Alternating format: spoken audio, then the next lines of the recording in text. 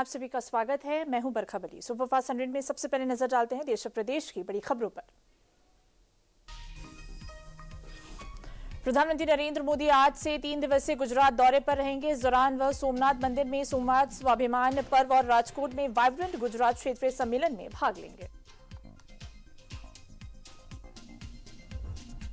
प्रधानमंत्री नरेंद्र मोदी गुजरात के सोमनाथ में 2 दिन तक चलने वाले सोमनाथ स्वाभिमान पर्व में शामिल होंगे और ओमकार का जाप करेंगे। पीएम भव्य ड्रोन शो का अवलोकन करेंगे।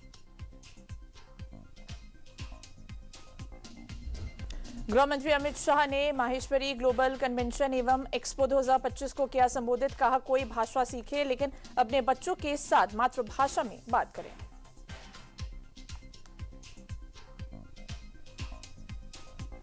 राजस्थान पुलिस आरक्षक नव नियुक्ति समारोह का आयोजन। समारोह में केंद्रीय गृह मंत्री अमित शाह ने नव नियुक्त आरक्षकों को नियुक्ति पत्र सौंपे। गृह मंत्री ने कहा, आज का दिन राजस्थान पुलिस के लिए महत्वपूर्ण। अयोध्या में राम मंदिर की सुरक्षा में सेंध लगाने का मामला सामने आया है। एक विशेष समुदाय के शख्स ने राम मंदिर परिसर में नमाज पढ़ने की कोशिश की। रोके जाने पर शख्स ने एक संप्रदाय विशेष के नारे लगाए। मौके पर मौजूद सुरक्षा बलों ने शख्स को हिरासत में लिया। संसद का बजट सत्र 28 जनवरी से शुरू होकर 2 अप्रैल तक चलेगा। सत्र का पहला चरण 13 फरवरी और वहीं दूसरा चरण 9 मार्च को शुरू होगा। राष्ट्रपति ने बजट सत्र बुलाने की दी मंजूरी। दिल्ली में केंद्रीय वित्त मंत्री निर्मला सीतारमण ने आगामी केंद्रीय बजट 2025-26 से पहले राज्यों और केंद्र शासित प्रदेशों के वित्त मंत्रियों के साथ बजट पर परामर्श बैठक की अध्यक्षता की।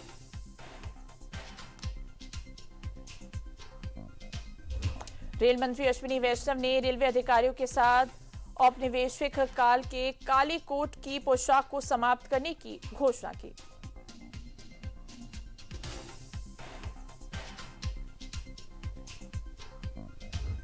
सुप्रीम कोर्ट तक पहुंचा बंगाल बनाम ईडी विवाद। पहले ममता सरकार ने दाखिल किया कैविएट, अब एजेंसी ने भी बुलाए आरोप।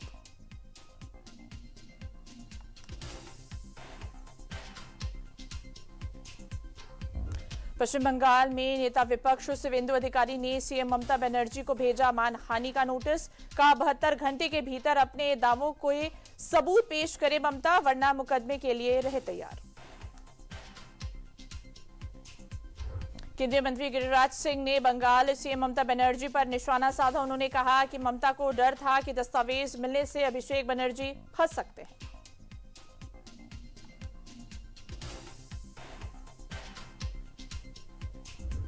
विकसित भारत यंग लीडर्स डायलॉग नई दिल्ली में शुरू। युवा कार्य और खेल मंत्री मनसुख मांडविया ने कहा, यह मंच युवाओं को राष्ट्र निर्माण में शामिल करने की सरकार की प्रतिबद्धता को दर्शाता है।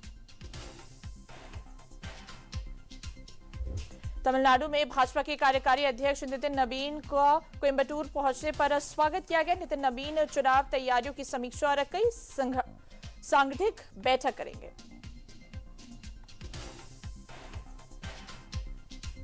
दिल्ली के तुर्कमान गेट इलाके में हुई पत्थरबाजी के मामले में 3 और आरोपियों को पुलिस ने किया गिरफ्तार। इसके साथ ही इस मामले में अब तक गिरफ्तार आरोपियों की संख्या बढ़कर हुई 16।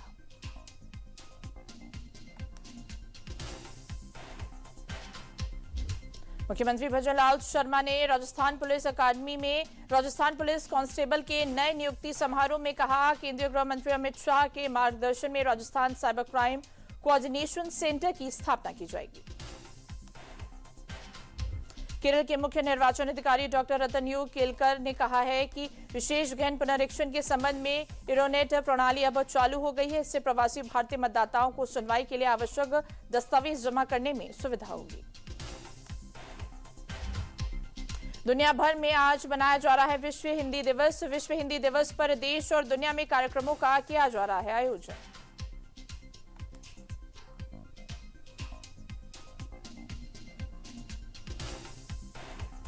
विश्व पुस्तक मेले 2026 का आज से भारत मंडपम में हुआ शुभारंभ। मेले में पहली बार एंट्री पूरी तरह फ्री। 18 जनवरी तक चलेगा मेला।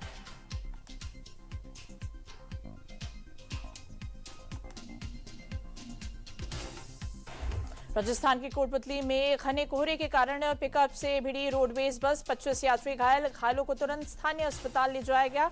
जहां उनका इलाज चल रहा है। पुलिस ने मामला दर्ज कर जांच शुरू कर दी है। सीक्यूएम ने एनसीआर में 16 इंडस्ट्रियल यूनिट्स को गंभीर उल्लंघन के लिए बंद करने का निर्देश दिया। इन 16 इंडस्ट्रियल यूनिट्स में से एक यूनिट यूपी एनसीआर में, एक राजस्थान एनसीआर में और बाकी 14 यूनिट हरियाणा के सोनीपत जिले में है। तो सुपरफास्ट 100 में अब नजर डालते हैं उत्तर प्रदेश की कुछ बड़ी खबरों पर। मुख्यमंत्री योगी आदित्यनाथ ने माघ मेले में आज संगम में स्नान किया। संगम नोस के पास सतपा बाबा के साथ बोटिंग भी की। मुख्यमंत्री के साथ प्रदेश के जल शक्ति मंत्री स्वतंत्र देव सिंह और कैबिनेट मंत्री नंद गोपाल नंदी ने भी संगम में स्नान किया।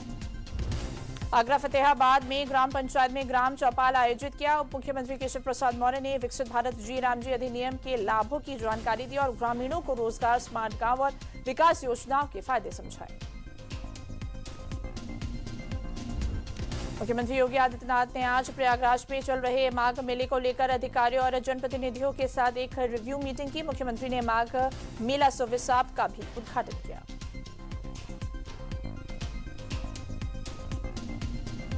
सीएम योगी प्रयागराज में स्वामी रामानंदाचार्य जी महाराज की 726वें प्राकृतोत्सव समारोह में हुए शामिल। बांग्लादेश में हिंदुओं पर हिंसा को लेकर सीएम योगी ने विपक्ष पर बोला तीखा हमला। कहा कि सेक्युलरिज्म के ठेकेदार बांग्लादेश मुद्दे पर चुप हैं। भदोही में ऊर्जा मंत्री ए.के. शर्मा ने कोर कमेटी और प्रशासनिक समन्वय समिति की बैठक कर विकास कार्यों की समीक्षा की। अधिकारियों को निर्देश दिए कि सभी योजनाओं का क्रियान्वयन पूरी तरह सतर्कता और जिम्मेदारी से किए जाए। प्रदेश पर्यटन एवं संस्कृति विभाग द्वारा गोरखपुर महोत्सव का आयोजन 11 से 17 जनवरी तक होगा। इसमें रवि किशन, बादशाह, पवन सिंह और मैथिली ठाकुर सहित कई कलाकार प्रस्तुति देंगे। स्थानीय कलाकारों को भी मंच मिलेगा। अमेठी सीआरपीएफ त्रिशुंडी में 16वें बैच के 1659 नव आरक्षी पास आउट हुए। जवानों को 44 सप्ताह का प्रशिक्षण, युद्ध कौशल, जंगल सर्वाइवल, भीड़ और दंगा नियंत्रण और अन्य जरूरी परीक्षण दिए जाएंगे। मुख्यमंत्री योगी आदित्यनाथ की पहल पर कन्या सुमंगला योजना सुल्तानपुर में बेटियों के भविष्य को सशक्त बना रही है। जन्म, टीकाकरण, स्कूल और उच्च शिक्षा में आर्थिक सहायता दी जाती है। 48,500 बेटियों को लाभ मिला। लैंगिक अनुपात सुधारा। उत्तर प्रदेश बोर्ड ने माध्यमिक विद्यालयों में 10वीं और 12वीं परीक्षा से पहले हेल्प डेस्क शुरू की है। ये व्यवस्था छात्रों को नई संजीवनी प्रदान कर रही है। हेल्प डेस्क के माध्यम से परीक्षा संबंधी समस्याओं का समाधान किया जा रहा है। लखनऊ में मणियाव स्थित मदरसा अनफिया जियाउल कुरान समेत 3 मदरसों की मान्यता उत्तर प्रदेश मदरसा शिक्षा परिषद ने जांच के बाद निलंबित कर दी। इसमें मुबारकपुर, खलीलाबाद और लखनऊ के मदरसों को शामिल किया गया है। बरेली जिले में गन्ना किसानों के बकाया भुगतान को लेकर जिला प्रशासन ने सख्त कार्रवाई की। केसर चीनी मिल पर 144.1 करोड़ और ओसवाल चीनी मिल पर 58 करोड़ रुपए का बकाया है। एफआईआर दर्ज कर आरसी जारी की गई। बरेली के थाना क्योलड़िया पुलिस ने अपहरण और अवैध धर्मांतरण के मामले में वांछित आरोपी रेहान को गिरफ्तार कर जेल भेज दिया। 5 जनवरी को 17 वर्षीय किशोरी के अपहरण की शिकायत के बाद पुलिस ने तुरंत कार्रवाई कर उसे सकुशल बचाया। वाराणसी के चौक इलाके में थोक कारोबारियों को 10 करोड़ का चूना लगाने वाली महिला ऋचा भार्गव को पुलिस ने गिरफ्तार किया। वह माल मंगवा कर बेचने के बाद भुगतान किए बिना फरार हो गई थी और सोनीपत के होटल में छिपी थी। लखनऊ में साइबर ठगों ने 68 वर्षीय रिटायर्ड बैंकर से 2.75 करोड़ रुपए की ठगी की। ठगों ने खुद को ट्राई पुलिस और कोर्ट अधिकारी बताकर करीब 25 दिनों तक साइबर रिमांड में रखा। आगरा में सराफा कारोबार में बड़ा टैक्स फर्जीवाड़ा सामने आया। राज्य कर विभाग की विशेष अनुसंधान शाखा ने इन्वर्टेड टैक्स क्रेडिट के तहत करोड़ों रुपए के गलत रिफंड का खुलासा किया। लखनऊ में मणियाव स्थित मदरसा हनफिया जियाउल कुरान समेत यूपी के 3 मदरसों पर बड़ी कार्रवाई। उत्तर प्रदेश मदरसा शिक्षा परिषद ने प्रदेश के 3 बड़े मदरसों की मान्यता की निलंबित। फिरोजाबाद की 9 वर्षीय स्केटर वंशिका ने 450 किलोमीटर का लंबा सफर तय कर अयोध्या में रामलला के किए दर्शन। कड़ाके की ठंड में मात्र 6 दिन में वंशिका ने यात्रा पूरी की। केजीएमयू में महिला डॉक्टर का यौन शोषण और जबरन धर्मांतरण करने वाला आरोपी डॉक्टर रमीज मलिक को लखनऊ पुलिस ने गिरफ्तार कर लिया है। पुलिस ने इसके ऊपर 50,000 का इनाम रखा था। उत्तर प्रदेश लोक सेवा आयोग ने समीक्षा अधिकारी और सहायक समीक्षा अधिकारी 2023 की मुख्य परीक्षा की तिथि बदल दी है। पहले 31 जनवरी और 1 फरवरी निर्धारित थी। अब अभ्यर्थियों की मांग पर संशोधित तारीखों का ऐलान किया गया है। यूपी समेत उत्तर भारत में कड़ाके की ठंड और घने कोहरे से जनजीवन प्रभावित। मौसम विभाग के मुताबिक फिलहाल ठंड और कोहरे से राहत की उम्मीद है कम। अगले कुछ दिनों तक यूपी में शीतलहर का असर बना रहेगा।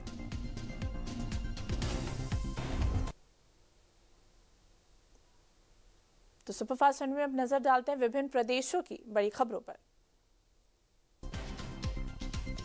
मध्य प्रदेश के मुख्यमंत्री डॉक्टर मोहन यादव ने कैपेसिटी बिल्डिंग वर्कशॉप का उद्घाटन किया। बोले, पहले नारियल फोड़ेंगे, फीता काटने के लिए जाना जाता था विभाग, अब नवाचार कर रहा पीडब्ल्यूडी।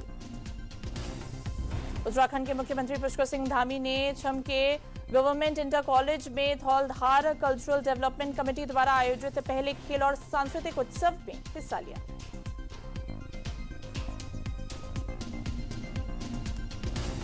त्रिपुरा के मुख्यमंत्री माणिक साहा ने किफायती और आम परिवहन के साधनों पर कहा। त्रिपुरा में इस तरह ब्रॉड गेज में ट्रेन आना संभव हुआ प्रधानमंत्री नरेंद्र मोदी के कारण। आज त्रिपुरा प्रांत से दूसरे प्रांत तक ट्रेन चलती है। महाराष्ट्र के मुख्यमंत्री अजीत पवार के नेतृत्व वाली राष्ट्रवादी कांग्रेस पार्टी और शरद पवार के नेतृत्व वाली राष्ट्रवादी कांग्रेस पार्टी ने पुणे नगर निगम के आगामी चुनावों के लिए एक संयुक्त घोषणा पत्र जारी किया। महाराष्ट्र के मुख्यमंत्री एकनाथ शिंदे ने कहा, मुंबई में बहुत ही अच्छा माहौल है, महायुति का माहौल है, हम विकास के एजेंडे पर काम कर रहे हैं, लोगों ने महायुति को जिताने का तय कर लिया है। धनबाद परिवहन विभाग ने पुराने वाहनों की खरीद बिक्री के लिए नए नियम लागू किए हैं। ये कदम धोखाधड़ी रोकने और पारदर्शिता बढ़ाने और कानूनी विवादों से बचाने के लिए उठाया गया है।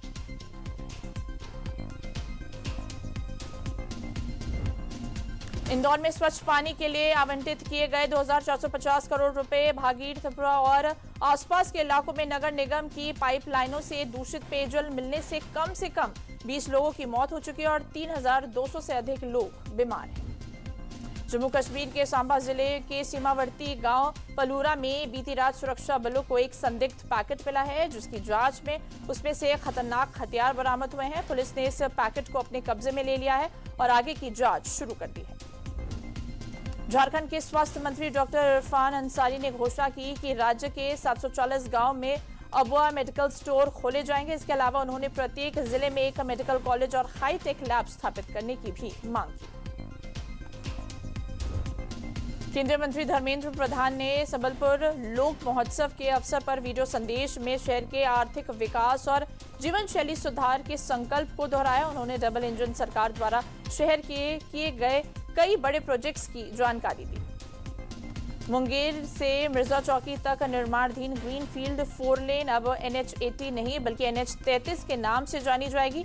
भागलपुर जिले से होकर गुजरने वाली ये लगभग 98 किलोमीटर लंबी सड़क बिहार की महत्वपूर्ण सड़क परियोजनाओं में शामिल है। छत्तीसगढ़ के हथबंद तिल्दा नेवरा सेक्शन में रोड अंडरब्रिज निर्माण के कारण 11 और 12 जनवरी को 8 पैसेंजर ट्रेनों को रद्द कर दिया गया। Gondia Jharsuguda Gondia MEMU passenger train 11 जनवरी को आधे रास्ते से चलेगी।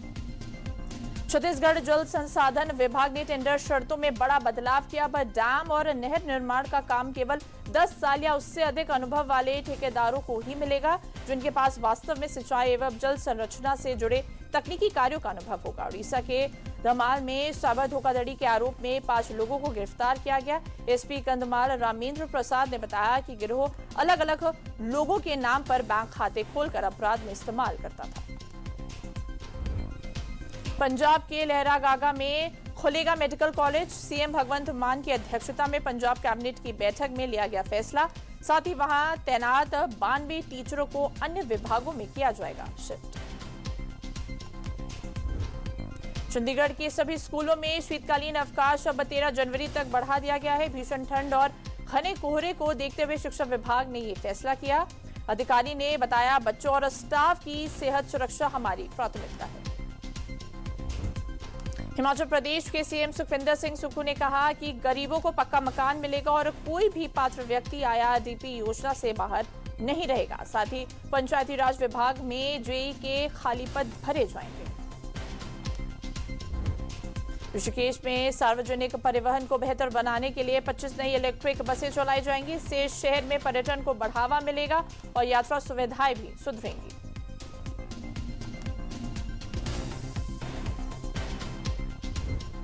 उड़ीसा के राउरकेला में विमान हादसा। इंडिया वन का 9 सीटर विमान क्रैश। राउरकेला से भुवनेश्वर जा रहा था विमान में पायलट समेत कुल 9 लोग थे सवार। दुर्घटना में विमान सवार 6 लोग घायल। हिमाचल प्रदेश के मैदानी इलाकों में कोहरे और शीतलहर का डबल अटैक है। राज्य के 8 जिलों में कोहरे और 6 जिलों में कोल्ड वेव की चेतावनी जारी की गई है, जबकि 6 जिलों के साथ सोलन और सिरमौर में कोहरे की चेतावनी दी गई है। तो सुपरफास्ट 100 में हम नजर डालते हैं कारोबार और अंतर्राष्ट्रीय जगत की बड़ी खबरों पर। कच्चे तेल की कीमतों में अस्थिरता के बाद तेजी लौटी है। अमेरिकी क्रूड $58.17 प्रति बैरल और ब्रेंट क्रूड $62.43 प्रति बैरल पर कारोबार कर रहा है। चांदी की कीमत 5,898 रुपए बढ़कर 2.49 लाख रुपए प्रति किलोग्राम पर पहुंच गई है। सोने का दाम 1,38,525 रुपए प्रति 10 ग्राम पहुंच गया है। शेयर बाजार में इस पूरे हफ्ते गिरावट रही। 30 शेयरों वाला सेंसेक्स 604.72 अंक गिरकर 83,576.24 अंक पर बंद हुआ। वहीं निफ्टी 193.55 अंक गिरकर 25,683.30 अंक पर बंद हुआ। तेलंगाना सरकार स्टार्टअप को समर्थन देने के लिए 1000 करोड़ रुपए का फंड स्थापित कर रही है। मुख्यमंत्री ए रेवंत रेड्डी ने दावा किया कि आने वाले वर्षों में कम से कम 100 हैदराबाद आधारित स्टार्टअप को यूनिकॉर्न स्तर तक पहुंचाने का लक्ष्य है। रिलायंस जियो प्लेटफॉर्म्स इस साल अपना आईपीओ ला सकता है, जिसमें 2.5% हिस्सेदारी बेची जा सकती है, जिसका बाजार में बेसब्री से इंतजार किया जा रहा है। कोयले का खनन करने वाली देश की सबसे बड़ी सरकारी कंपनी बीसीसीएल का आईपीओ 9 जनवरी 2026 से खुल गया है और ये 13 जनवरी 2026 को बंद होगा। ये साल 2026 का पहला मेन बोर्ड आईपीओ बन सकता है। गूगल ने जीमेल में एआई इनबॉक्स और एआई ओवरव्यू जैसे कई फीचर्स जोड़े हैं। अब जीमेल एक पर्सनल असिस्टेंट की तरह ये भी बताएगा कि कौन सा ईमेल आपके लिए सबसे ज्यादा जरूरी है। कर्ज संकट से जूझ रही टेलीकॉम कंपनी वोडाफोन आइडिया के शेयर शुक्रवार को 8% तक चढ़कर 12.40 के इंट्राडे हाई पर पहुंचे। सरकार ने कंपनी को अगले 15 सालों में किस्तों में कर्ज चुकाने का समय दिया है। भारत सरकार की सिफारिश पर भारत की राष्ट्रपति द्रौपदी मुर्मू ने 2026 के बजट सत्र के लिए संसद के दोनों सदनों को बुलाने की मंजूरी दे दी है। ये सत्र 28 जनवरी 2026 को शुरू होगा और 2 अप्रैल 2026 तक चलेगा। सेबी के आदेशानुसार आज शेयर बाजार, एनएसई और बीएसई पर विशेष ट्रेडिंग सत्र का आयोजन किया जा रहा है, जिससे स्टॉक मार्केट एक्सचेंज अपने सिस्टम की टेस्टिंग कर सके।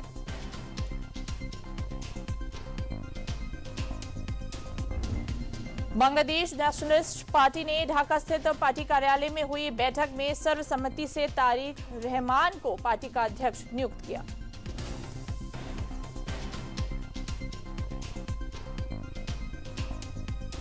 विदेश मंत्री एस जयशंकर ने यूनेस्को मुख्यालय में डॉक्टर बाबा साहब अम्बेडकर को श्रद्धांजलि दी और कहा कि सामाजिक न्याय व समावेशिता के उनके आदर्श आज भी मानवता का मार्गदर्शन कर रहे हैं।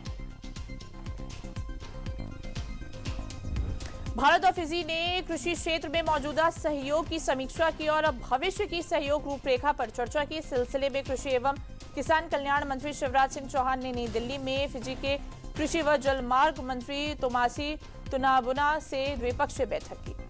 ब्रिटेन की शैडो विदेश मंत्री प्रीति पटेल द्वारा बांग्लादेश में हिंदुओं के खिलाफ बढ़ती हिंसा पर चिंता जताए जाने के बाद वहां धार्मिक अल्पसंख्यकों की स्थिति एक बार फिर अंतर्राष्ट्रीय चर्चा के केंद्र में आ गई है।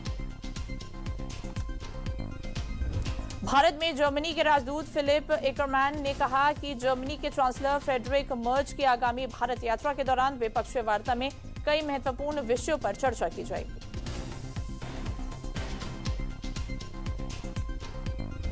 ईरान के सर्वोच्च नेता अयातुल्लाह अली खामेनेई ने प्रदर्शनकारियों पर कार्रवाई को लेकर अमेरिका के राष्ट्रपति डोनाल्ड ट्रंप के इशारे का आरोप लगाया और कहा कि दंगाई सार्वजनिक संपत्ति पर हमला कर रहे हैं।